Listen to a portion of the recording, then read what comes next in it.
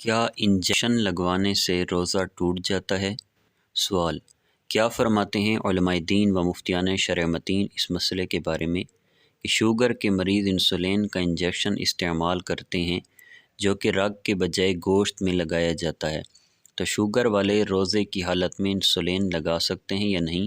اس سے روزہ ٹوٹے گا یا نہیں؟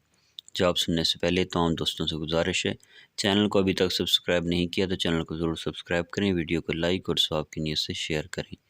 جواب: حالت روزہ میں انسولین کا انجیکشن لگانا جائز ہے، اس سے روزہ نہیں ٹوٹتا، کیونکہ عمومی طور پر انجیکشن کی سوئی جوف یعنی معدہ یا معدہ تک جانے والے راستوں کے اندرونی حصے یا دماغ تک نہیں پہنچائی جاتی، اور جوف تک جانے کا کوئی عارضی راستہ بھی نہیں بنتا کہ جس کے ذریعے دوائی جوف تک پہنچ سکے، لہٰذا یہ انجیکشن روزہ ٹوٹنے کا سبب نہیں۔ مسامات کے ذریعے کسی چیز کا داخل ہونا ویسے ہی روزے کے منافی نہیں، جیسا کہ جسم پر تیل لگانے سے روزہ نہیں ٹوٹتا کہ تیل اگرچہ جسم کے اندر جاتا ہے لیکن مسامات کے ذریعے، اور یہ روزے کے خلاف نہیں۔ فتاویٰ فیض الرسول میں ہے، تحقیق یہ ہے کہ انجیکشن سے روزہ نہیں ٹوٹتا، چاہے رگ میں لگایا جائے چاہے گوشت میں۔ واللہ اعلم عز وجل ورسولہ اعلم، صلی اللہ تعالیٰ علیہ وآلہ وسلم۔